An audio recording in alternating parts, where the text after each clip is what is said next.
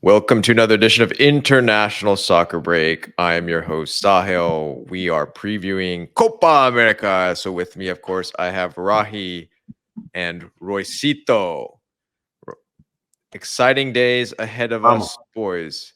But first of all, we're starting with Copa America Group A. We'll be walking you all through the groups one by one. If you've been enjoying these videos, please subscribe to the channel. Actually, if you haven't been enjoying these videos, why not subscribe to the channel as well? What better thing could you do than that? We will be your home for all things Copa America, right, boys?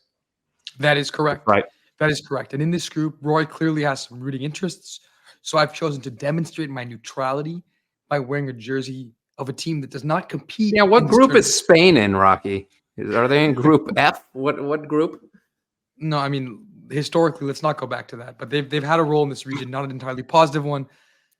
But we'll leave that topic for another day, Roy. The Conquistador Rahi coming into the Latin American chat with the Spanish jersey. What nerve! Tremendous nerve, my friend. Yeah, that we're gonna keep the politics out of this, but that was interesting choice by my friend Rahi over there. An inferior footballing nation to some South American teams. Oh, okay. To only Argentina. Only to Argentina. I mean, nowadays, man. Let's show Grupo A. So for the teams in the group, we have starting at the top, still World Cup champions, defending champions of the Copa America, Argentina. By the way, we're doing this in Spanish because I just felt it was more appropriate for that. That's why the graphic says Grupo A, so. And then coming up next is Roycito's other half, Peru. Half, my friends. Yeah, for those who don't know, Roycito is half Argentine and half Peruvian. He doesn't support his Peruvian side that much, but I don't know what's going to happen. Maybe during Copa America we'll see that, Roy, or what? Do you even own a jersey? I do own a jersey with my last name in the back. My last name is very big in Peru, but I'm half Argentinian. That's my footballing half. I'm half Peruvian. That's my culinary half. So that's the way it works. Yes. No debate there. No debate on that one. No debate whatsoever. I mean, you'd have to say in this group, the culinary team that's going to lose big is Canada. Big time. The culinary void in the world is Canada. What do they have? The gravy fries? Poutine. What else? Poutine. Maple syrup and gravy? Yeah, poutine. They have poutine, and they have something called beaver tails, which if any Canadian out there wants to tell us what exactly that is, please. Tim Hortons advise. It's like a scone or something.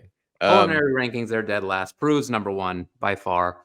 Chile. Are we going to preview this group or what? Yeah. So let's talk first general thoughts, and then we'll dive into it. So general thoughts of Grupo A, which is of course going to be the first group that's going to be playing on day one. So boys, first thought is, can we get rid of this very blurry graphic? It would be nice so we can see Roy's beautiful face. Yeah, our production team, they're still work in progress. You are the production team. By the way, I won't say who made this graphic, but it wasn't me today. So yeah, just letting you boys know. Okay, all right, Grupo A, boys. Starting off, just generally. Anyone have general thoughts, or should we break it down in team by team? You want the Argentine-Peruvian to start, or the Indian guy with the Spanish jersey? Who wants? Let me start. It's pretty simple, right? It's Argentina and the rest. It's pretty competitive beyond that because these are teams that are in interesting moments. All the three teams, aside from Argentina in this group, are in strange moments, you'd have to say, and not great moments, including Canada. Okay. So it'll be interesting to see how those three teams compete. I think Chile is the favorite to come out second of this group, but it's not the same Chilean team that we saw in 2015, for example, that has won this tournament in the U.S. So let's see, but they're my favorite to come in second. Okay, Roy. All right. At a high level, this is not a group in a soccer tournament. This is a war. These are nations that have historically used soccer as a means to settle debates, to settle grudges, to settle political issues, to settle cultural issues, to settle war of the Pisco between Peru and Chile. So this is going to be the most intense group in Copa America. It's not going to get more intense than this. There is heated, beyond the boiling point some of these rivalries in this group. And these rivalries are Argentina, Chile, both from a soccer perspective, as well as way beyond political, everything in between. There's Peru, Chile, which doesn't get any more heated than these two nations. And then there's the friends, which is Argentina and Peru. So it's going to be a very interesting group. And then you have Canada that's just kind of watching with their poutine in hand and hoping they get a win against one of these teams. But it's exciting. It's war, Exciting. man. It's war. Exciting. War. So let's get into it. Let's start with the most neutral, so to speak, I guess. They are our friends to the north, Canada. So Canada, of course, has a new coach, our good friend Jesse March, the American. So a lot of major players, of course, Alphonso Davies, who remains the best player in the North American region.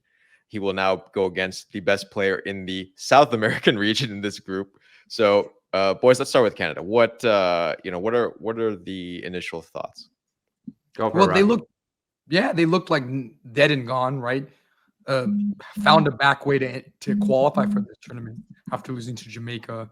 Really, things looked pretty bleak. And then two big things, I think, happened. One of them is hiring Jesse Marsh. Whatever you think about him, it's a big hire for them. It's a big hire. He's a big name. And beyond that, I think it comes down to Alphonso Davies, who showed once again, despite Bayern losing to Real Madrid, what an incredible player he is with an incredible goal in a big moment. I mean, I don't know what to say, or I think they've generated some excitement now again, which is nice. But I think they're out of their depth, and I don't think Jesse Marsh is the right manager for this team. But we'll see.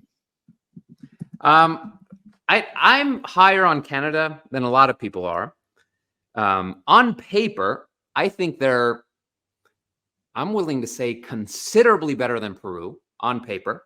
Yeah, for sure. Chile historically is a good team. Chile historically does extremely well in Copa America, as Argentines would know. But they're old, man. Yeah. They have I was gonna get into that when we go in the Chile group. You say historical. Yeah, We'll get into that in a second. Chile yet, but Canada specifically, I think they're on par with Chile. Maybe they have a couple more dangerous players than Alphonso Davies, Jonathan David. Tejan Buchanan had a big move to Inter Milan, by the way. So this is like the first Canadian, to play at such a high profile club. So it's between him and Davies. You're representing two of the best clubs in the entire world. So they're fascinating on the attacking half. Canada is fascinating. They even have Schaffelberg, who I think kills it for Canada every time he plays. So they have fast, aggressive, goal-hungry forwards and wingers and even central midfielders. But defensively, they're borderline in shambles. They're very, very weak defensively. And they're slow. So is Jesse Marsh.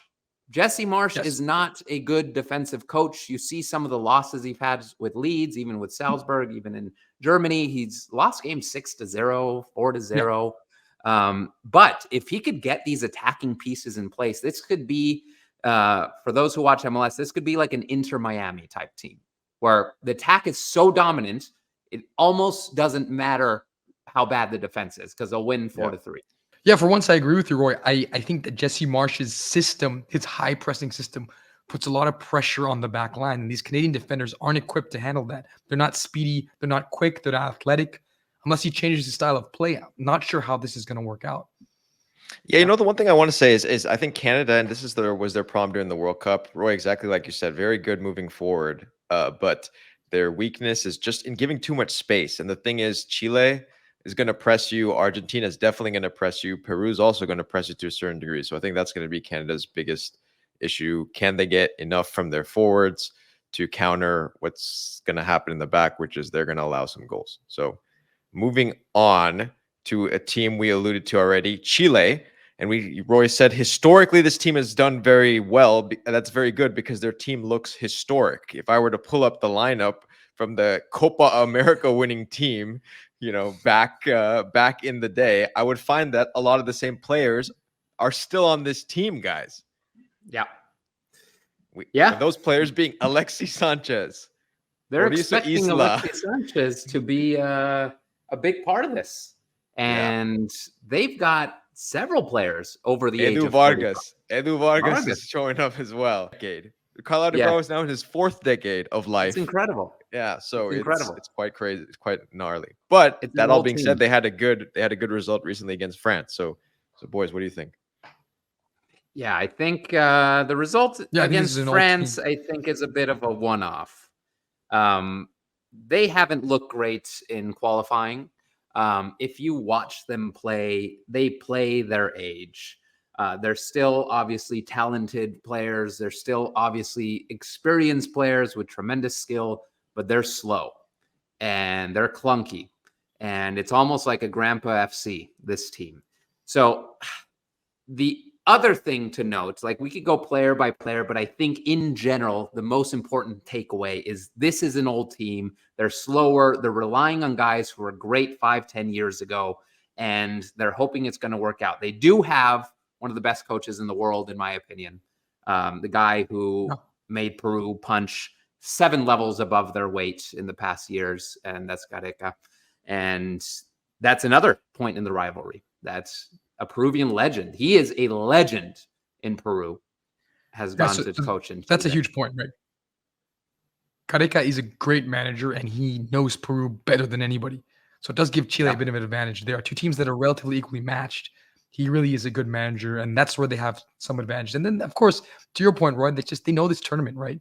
And they've played very well in this tournament in the U.S. as well. If you remember, Roy, I'm sure you remember that tournament very, very well. I do. A day of misery for you. For weeks, months. Technically, they're technically defending champions of this format of this tournament. So you could say Argentina technically is not. It's like Chile back in this because this has not been played since then. But look, I think in certain moments, Chile is still gives us glimpses of the Chile of old, right? And that's why I point to the France friendly match where you saw that in the goals that were scored, some beautiful goals, back heels from Alexis Sanchez, and there's some fantastic stuff that happens in the buildup. The problem is, again, a little bit like Canada, when you have old players in the defense, and you're trying to deal with some of the quicker points that you're going to need during a major tournament like this, you can get caught out. So I think that's a little bit of an issue for Chile. But I think they're still favorites to get second. I think they are. On paper, I think Canada are favorites to get second. But the thing with this is going to be a huge difference. My theory is CONCACAF teams are just simply not going to be able to keep up in general. USA, I think, will do all right.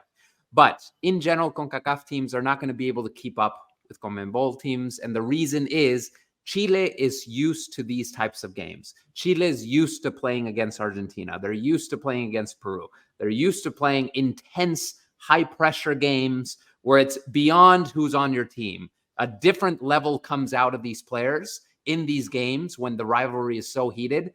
Canada's not used to that. USA isn't used to having these games.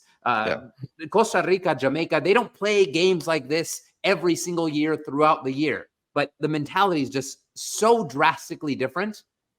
For that reason, I don't think it really matters that Chile's old. I think they're going to come at a different level, at least to Canada, and it's going to be tough, man. Okay, so let's talk about the team that they have a fierce rivalry with, Peru.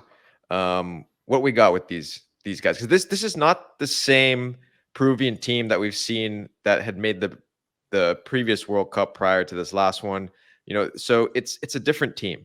Yep. Yeah, it's not the 2019 team that did so well. It really is a different team. It's a team that's in a pretty bad moment, you'd have to say. They haven't looked very good in qualifiers.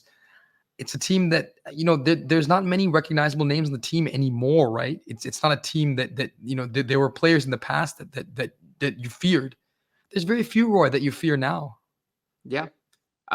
Peru's story right now is they're one of those teams in the world that is suffering through a generational transition. They have not found players. They have not developed players to replace the heroes of the past, the Pizarros, the Guerreros, who's still on the roster, the Farfans. So Peru has always had great players on the roster. Right now, they haven't really replaced any of them. They're having a horrible generational transition. And players-wise, I mean, there's Quispe, who is considered a big talent that has come out of Peru recently, but he's not really doing much in Mexico. There's Advíncula, who's a outside back Okay. for Boca. He's huge for them in Libertadores. But there's not too much. La Padula is good too. But overall, if you look at that roster, a lot of them play in Peru. Peruvian league is not known to be a good league. Even within South America, I wouldn't put it in the top 3. It's just a rough time, man. It's a rough time, Peru. Their results are showing. It's been a while since they've won. But again, man, look at Peru's Copa Americas. Look at how they've done in Copa America over the last 10 years. It has been a very, very long time since Peru has failed to make it out of the group stage. Yep. And they've always had issues with personnel. They've always had a player injured. They've never been the strongest team in their group, but they always make it out. Yeah. I mean, bottom of World Cup qualifying right now, but this is a brand new day, brand new tournament. Okay. Going from bottom of World Cup qualifying to the top of El Mundo, Roycito. I won't even say anything because there's no introduction that's needed for this team, because this is the team that's like supposed to win the whole thing. And they've purposely scheduled the final in Miami. I don't know why that happened, but anyway, football is played on the field though, and on the pitch. So what we got from Los Campeones del Mundo. You want to start it, Rocky? Yeah, I mean, this is a tournament. I mean, Messi likely to be his last major international tournament. Yeah. And so it's a big one, and everything's set up for them to do well. It's a relatively easy group for them. The players are in relatively good form, you'd have to say. I mean, they've only, since the World Cup, all the players that shown at the World Cup have only done better, right? I mean, think about Julian Alvarez has become a key player, right, for Man City. McAllister's done well at Liverpool. I mean, all the players that got big moves have done very well, I think. I don't see any reason why Argentina doesn't go from strength to strength, perform very well in this tournament. Now, whether they win it is a different question entirely. It's going to come down to a few games, but whether they win this group, that's not even a question. That's what I was going to ask Roy. Roy, is there any chance you see them not winning this group? And I'll put an even greater question. Do you see them any chance that they have a gigantic, France-like collapse that it's been the past, or Germany-like collapse where after the World Cup, they don't make it out of groups like this in respective European tournaments? What do you think, they don't get out of the group? I mean, anything could happen in these tournaments. Anything could happen. One thing to note is the last time Argentina beat Chile was almost 10 years ago. It's been a very, very long time. It's been all losses and ties since then. You remember the back-to-back Copa America finals. Argentina, doesn't matter who they have on paper, doesn't matter how much better of a team they are. It's a tough match. It's always a tough match, and history will tell you Argentina isn't necessarily dominant over Chile. So that's a tough one. And it doesn't matter that we're world champions. It doesn't matter we're the greatest team in the world right now. These are different kind of games. I feel more comfortable Argentina against a Belgium. I feel more comfortable Argentina against Netherlands than Argentina against Chile. And because of that rivalry, because of how heated these games get. But just based on how these teams are doing, Argentina should win this group, should get 9 points, should make it through relatively easily with some struggles against Chile. But it's just such a good team. Even generationally speaking, there are players coming in through the pipeline who should adequately replace Di Marias and the guys aging out. But we still have Di Maria. We still have Lionel Messi. We still have this beautiful core that's not too old that they can't participate anymore. They're still at an age where they could dominate. So it's a wonderful team. It's a beautiful team. McAllister's doing well. De Paul is going to be a beast. Enzo Fernandez. I mean, Julian Alvarez, Lautaro. It should be a lot of fun. It should. How do you guys feel about the defense? I did want to talk about that because obviously Romero's there, but aside from him, how confident do you feel now about the players that are on the playing back there? I feel fine. It's not Argentina's strong point, but the style of play is one that there isn't going to be constant pressure on the back line. I am iffy on Otamendi. If he starts, he is very mistake prone. He's the one that gave up the goal in the final, gave up the penalty in the final, that outrageous penalty.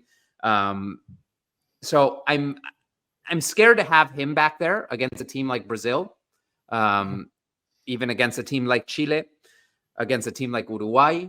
But otherwise, I don't think it should be a factor. I don't think there are much stronger defenses in Copa America. Uruguay. I mean, so the one thing that helps is having Debo back there helps, right?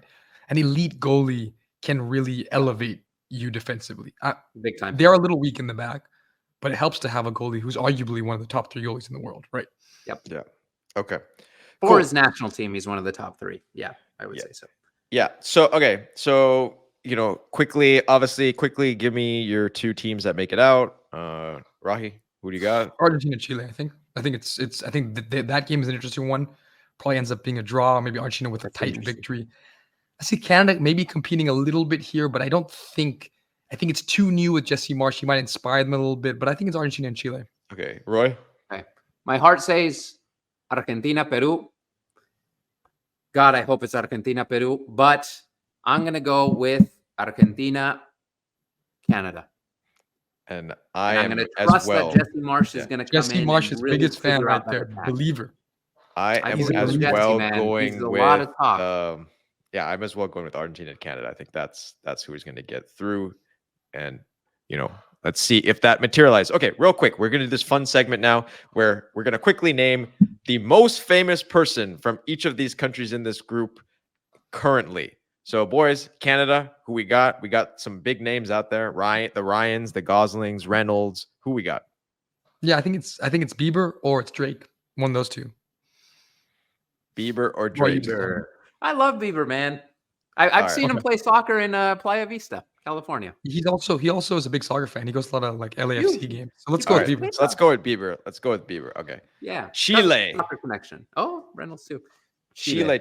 I got one for this. So I got 2 actually. I have, Isabel Allende, who's still around, believe it or not, the author. But I'm gonna go with Mr. Pedro Pascal, the actor. Yeah. All right. Ever since Narcos, he's just taken off. Yeah, I think that's correct. Okay, cool. Peru, Roycito, who we got? Peru, it's gotta be Mario Vargas Llosa. Nobel laureate, author of some of the greatest books of all time in English. The Feast of the Goat, Time of the Hero, Los Cachorros, The Greenhouse, Conversation in the Cathedral. Highly recommend every single one. He's an absolute legend, Nobel laureate. I love the man. Yeah, that's mine. See, people learn something on this show too. You know what I mean? So, yep. All right, finishing it off, Argentina. I think this being a soccer program, there's only one correct answer for this. Who wants to just let Roy take it away? And I mean, this is you used to end the show. It's a good way to end the show. Roycito, all you. You could span culture, cuisine, politics, anything. There will never, ever be anyone more famous than Mr. Lionel Messi. Number 1. The most famous in Argentina, the most famous in the world. Let's be real. Yeah. Let's be real. All right, Roy, take it away. We'll end there. All I got to say, vamos Argentina y vamos Peru. Here we go. Oh, Canada.